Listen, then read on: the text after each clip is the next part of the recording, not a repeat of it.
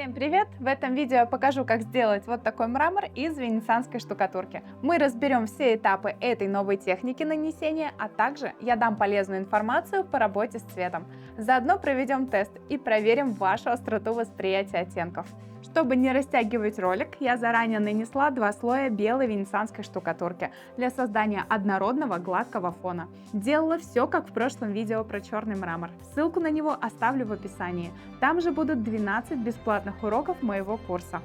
Так как поверхность мы уже подготовили, то можем приступать к колеровке венецианской штукатурки. Управление цветом в работе с декоративной штукатуркой – это один из самых важных элементов. База, на которой строится профессиональная колеровка – это в первую очередь ответ на вопрос, что такое цвет. Он рождается за счет взаимодействия 4 компонентов – источника света, предмета, глаза и мозга.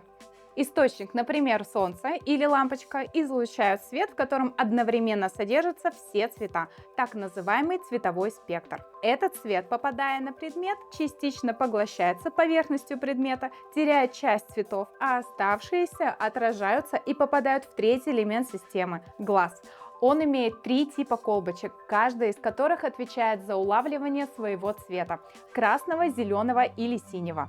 Далее сигнал с колбочек поступает в мозг. Он обрабатывает информацию и рождает восприятие цвета. Почему трава зеленая? Потому что сперва солнечный свет попадает на траву, ее поверхность поглощает часть цветов, которые есть в свете, а зеленый отражается и, попадая в глаз человека, возбуждает зеленые колбочки. Мозг обрабатывает информацию и готово. Трава зеленая. При этом, если поверхность предмета отражает сразу все цвета, которые содержатся в свете, то мы воспринимаем ее белой. Если же поверхность предмета поглощает все цвета, то он воспринимается черным. Этот же эффект отвечает на вопрос, почему черные предметы нагреваются на солнце больше, чем все остальные. В своей программе обучения я отвела колористике отдельный модуль и нашла очень простой способ объяснения процесса колеровки материалов. Сейчас расскажу самую суть. Красные, зеленые и синие колбочки глаза имеют прямую взаимосвязь с тем, как работает система RGB, на основе которой функционируют экраны телефонов, телевизоров и мониторов. Каждый пиксель экрана состоит из 3 цветных кристаллов, которые как маленькие фонарики могут излучать красный, зеленый и синий свет. Если они горят одновременно с максимальной яркостью, то есть на 100% каждый из 3 цветов, эти 3 света равномерно возбуждают 3 вида колбочек в глазе, и мы видим на экране белый цвет. Когда они горят с разной интенсивностью, они обманывают наш мозг и рождают восприятие миллионов цветов и оттенков. Это аддитивное смешение. Оно работает в свете. Колеровка краски или декоративных материалов строится на субтрактивном смешении, то есть на вычитании цветов из света. Что такое белая краска? Это краска, от которой отражается весь цветовой спектр света. То есть отражается 100% красного R, 100% зеленого G и 100% синего B. Не излучается, а именно отражается. И вот тут самое важное, что происходит, когда мы начинаем колеровку и добавляем в эту белую краску, например, зеленый колорант. Так как зеленый канал в белом цвете уже отражается на 100%, то при добавлении зеленого колоранта мы не увеличиваем G, а постепенно уменьшаем красный R и синий B. На экране снижается интенсивность излучения этих 2 светодиодов, а в банке с краской уменьшается отражение части волн света. Колбочки глаза начинают улавливать это, и мы воспринимаем цвет краски все более и более зеленым. Таким же простым способом мы можем объяснить получение серых цветов. Добавляя в белую краску черный колорант, который одновременно поглощает все цвета из света, мы снижаем, то есть вычитаем из света одновременно все 3 канала RGB. Колбочки реагируют на это, мозг обрабатывает информацию, и мы видим серый. По сути, колеровка материалов и сочетание их цветов между собой – это умение вычитать из света определенные длины волн, то есть создание фильтров.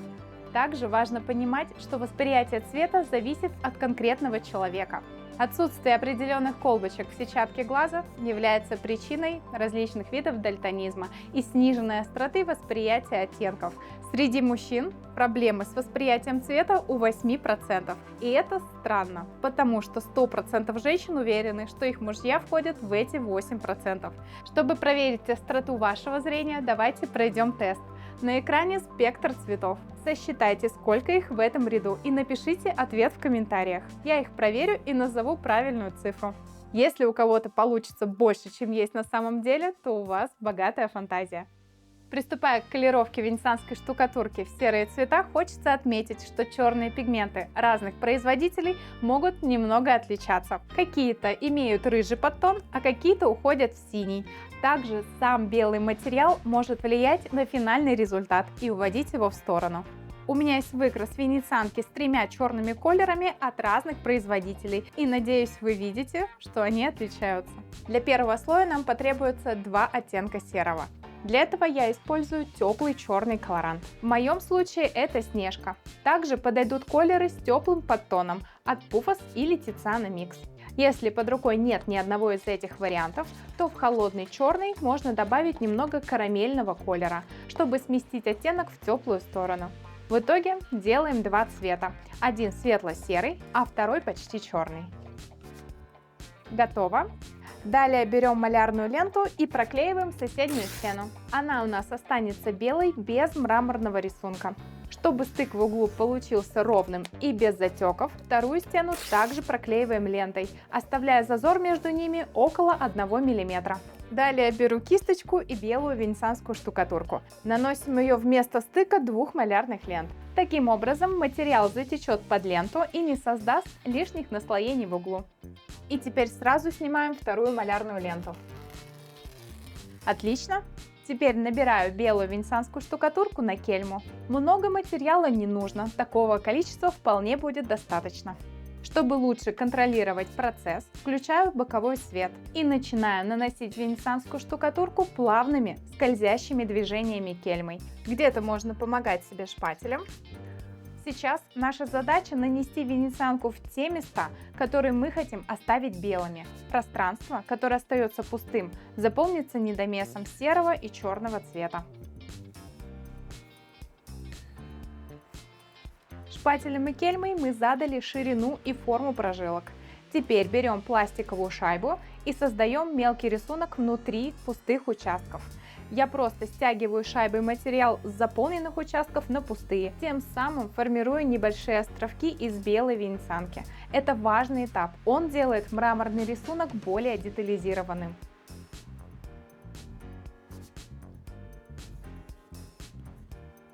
Заполнила небольшой участок поверхности. Теперь перехожу к работе с серым цветом. На кельму набираю немного светлого оттенка и совсем чуть-чуть темно-серого для создания глубины и переходов. Добавила. Шпателем делаю недомес. Я как бы пытаюсь перемешать материал на кельме, но не до конца. Теперь с кельмы снимаю материал шпателем и им же наношу недомес поверх уже созданного участка. На этом этапе наша задача просто заполнить серым цветом все пустые места. Движения шпателем должны быть мягкие, без сильного давления. Шпатель ведем под острым углом к поверхности, аккуратно распределяя материал, пока не заполним весь этот участок.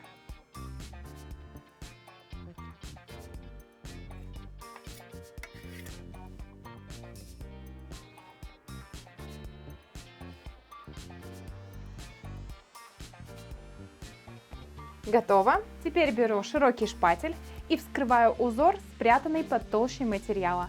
Двигаюсь шпателем плавно, без отрыва от стены, и обязательно снятую венецианку убираем со шпателя, чтобы он при каждом съеме был чистый. Как вы видите, это очень интересный процесс нанесения. Снимая материал, мы открываем весь рисунок, который мы закладывали предыдущими слоями. Первый участок готов. И сейчас покажу, как состыковать с ним следующий. Начинаем с белой венецианки. Набрала ее на кельму и скользящими плавными движениями продолжаю рисунок от первого участка. Принцип остается тем же самым. Те зоны, которые мы хотим оставить белыми, укрываются белой венецианской штукатуркой. Такой способ нанесения хорошо подходит для имитации светлого мрамора, статуарио, Каррары или колокаты. Именно этим методом мы можем легко добиться сложного рисунка, характерного для данных видов мрамора. В этой работе я использую акриловую венецианскую штукатурку. После высыхания она практически не светлеет и хорошо сохраняет заданный оттенок. Известковая венецианка тоже подойдет, но она заметно светлеет при высыхании, поэтому этот момент важно учитывать при выборе материала и колеровки. При этом сам принцип нанесения хорошо подходит как для одной, так и для другой венецианской штукатурки. Сделала белый рисунок, далее набираю серый и немного черного. Соотношение количества серого и почти черного можно изменять, чтобы прожилки имели разную светлоту. Где-то они будут едва заметные и светлые, а где-то темные и выразительные. При желании можно добавить еще несколько дополнительных оттенков, например, охристых или коричневых. Главное, не переборщить с их количеством, чтобы рисунок оставался естественным. Шпателем двигаемся аккуратно, не нужно стараться заполнить сразу весь участок одним движением, иначе в дальнейшем при вскрытии правильный рисунок не получится.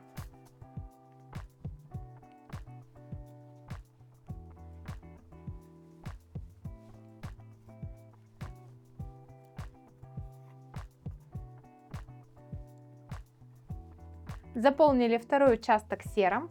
Теперь берем чистый шпатель и аккуратно вскрываем рисунок. Одним плавным движением снимаем лишний материал и сразу перекладываем его на кельму. Снятое не выбрасываем, будем использовать дальше для создания недомесов.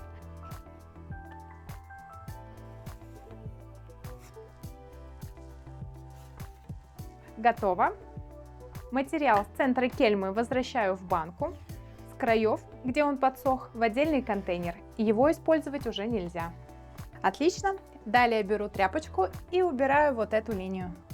Таким образом мы можем убрать элементы серого узора, которые нам не нравятся, или стереть высохший наплыв материала, чтобы он при стыковке нам не мешал. Убрала наплыв и начинаю заполнять следующий участок белой венецианкой. Теперь использую только круглую пластиковую шайбу, без кельмы и шпателя. Этот инструмент обычно применяется для нанесения шелка. Стоит он недорого и продается на маркетплейсах. В этой технике она помогает создавать на поверхности мелкий сетчатый рисунок, характерный для мрамора. Вообще, для нанесения можно использовать только шайбу и шпатель. Шайба для белого цвета, а шпатель для серого недомеса и вскрытия рисунка. Так можно создавать однородный мелкий узор по всей поверхности или прорабатывать отдельные участки.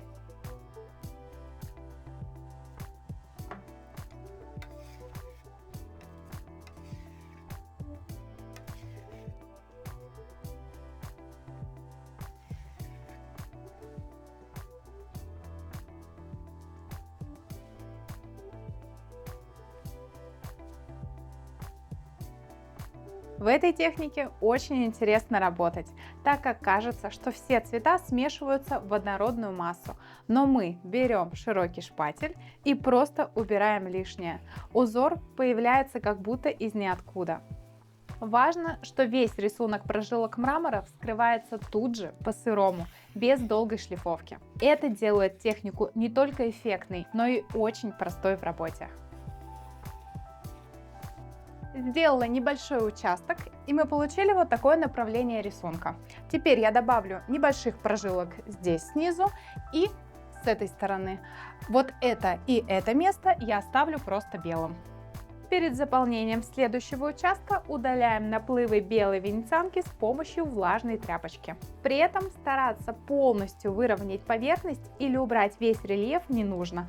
Достаточно немного сгладить материал и убрать слишком выступающие участки.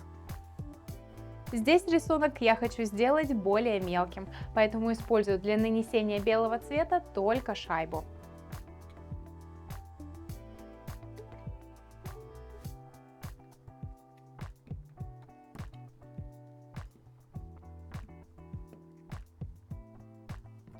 Заполнила белым следующий участок. Далее беру серую и добавляю ее вот таким образом, не очень большое количество. Заполнила этот участок и сразу снимаю лишний материал. Как видите, прожилка получилась аккуратной и не слишком широкой. Она вписывается в общий рисунок и характерна для натурального мрамора. С этим закончили и перехожу к углу. Тут я имитирую небольшой излом и смену направления прожилки, чтобы мраморный рисунок не выглядел однообразным и слишком линейным. В качестве ориентира полезно использовать фотографию понравившегося мрамора. С нее можно взять направление прожилок и сочетание цветов, чтобы повторить натуральный рисунок. Если нужно аккуратно соединить новый элемент серого мраморного рисунка с предыдущим и при этом не загрязнить место стыковки за счет наслоения серого на серый, то наносим вместо стыка белую венецианскую штукатурку. В этом случае материал сработает как защитный слой.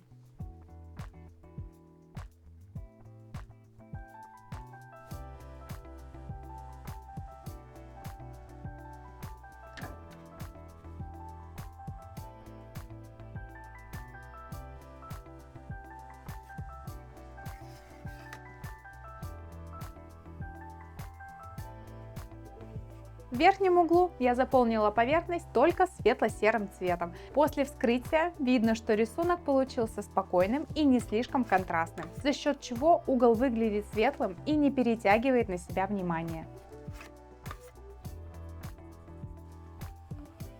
Сделали рисунок на следующем участке. Теперь заполняем вот это место белым цветом. Но перед тем, как заполнять венецианской штукатуркой, необходимо убрать вот такие места, где остались наплывы от предыдущего слоя. Убрали наплывы и теперь заполняем весь этот участок при помощи белой венецианской штукатурки. Главное не оставлять наплывов.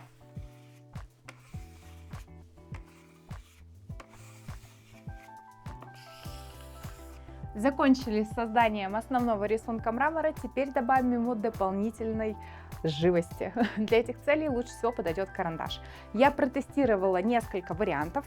Обычный графитовый, он нам не очень подойдет. Графитовый матовый карандаш, вот он подходит, и лучше всего подходит Малевич 5B. Что хорошего в этом карандаше? Он не пылит, в отличие от угольных карандашей. Хороший после себя оставляет рисунок, четкую линию и прекрасно тушуется, что в нашей работе очень важно. Также потребуется тушевщик. Его можно купить в художественном магазине, либо на маркетплейсе. Если его нет, то можно использовать обычную бумажную салфетку. Берем карандаш и начинаем прорисовку.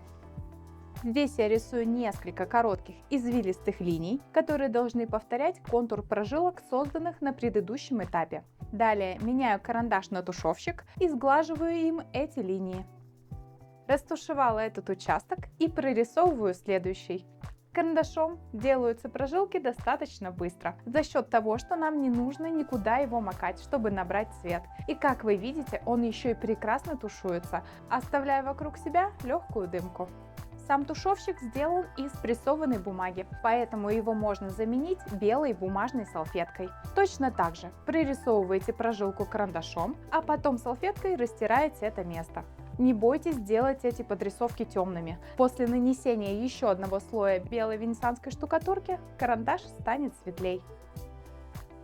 Вообще чернографитные и угольные карандаши я очень люблю. У меня их много и разных фирм. Но именно этот карандаш фирмы Малевич в этой работе мне больше всего понравился.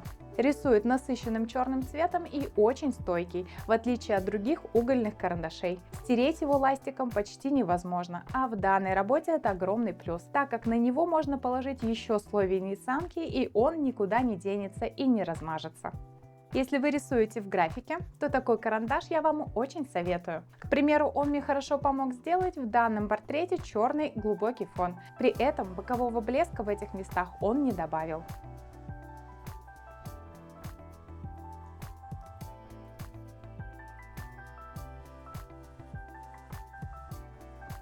Как я уже говорила, для прорисовки мраморных прожилок подойдет и простой карандаш. Главное, чтобы его мягкость была не ниже 4 би.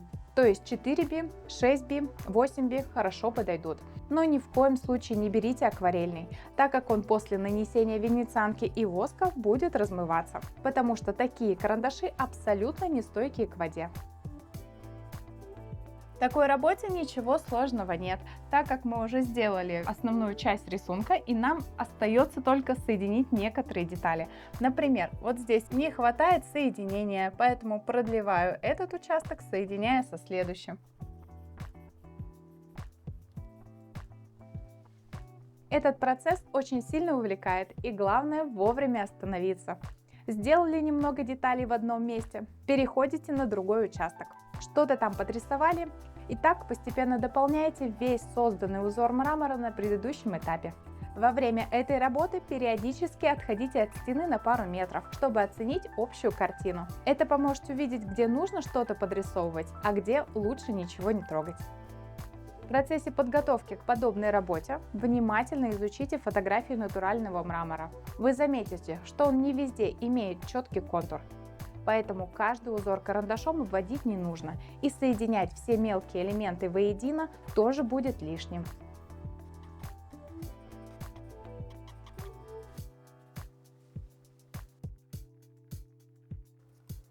После прорисовки карандашом мрамор выглядит вот таким образом. По-моему, уже смотрится это достаточно хорошо.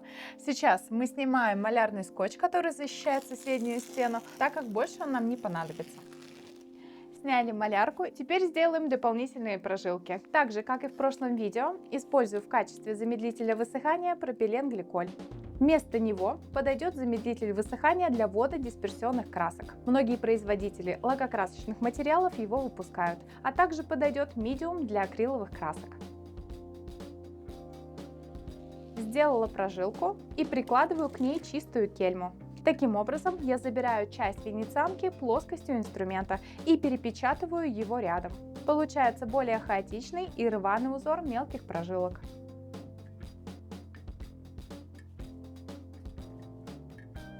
Вот таким несложным образом сделали дополнительные прожилки.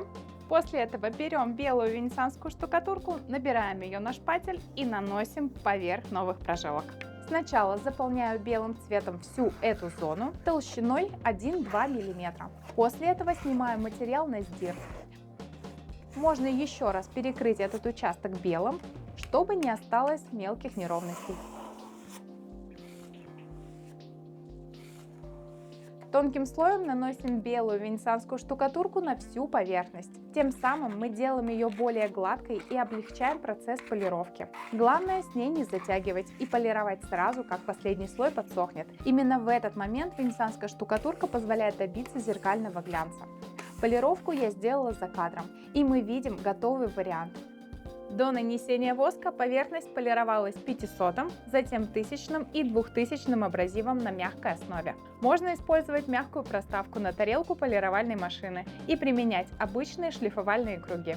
Далее воск для венецианской штукатурки, нанесение показала в прошлом видео с черным мрамором и полировка мягкой насадкой. Ничего сложного в этой технике нет, главное учитывать влияние белой венецианки на серые цвета. На теплый серый наносим белый материал, и серый уходит в холодный. Поэтому перед работой на стенах обязательно сделайте пробные образцы и подберите цвета с учетом этого изменения. Ну а на сегодня у меня все. Подписывайтесь на канал, ставьте лайки, оставляйте свои комментарии. И не забудьте посмотреть предыдущее видео про черный мрамор, там много чего интересного.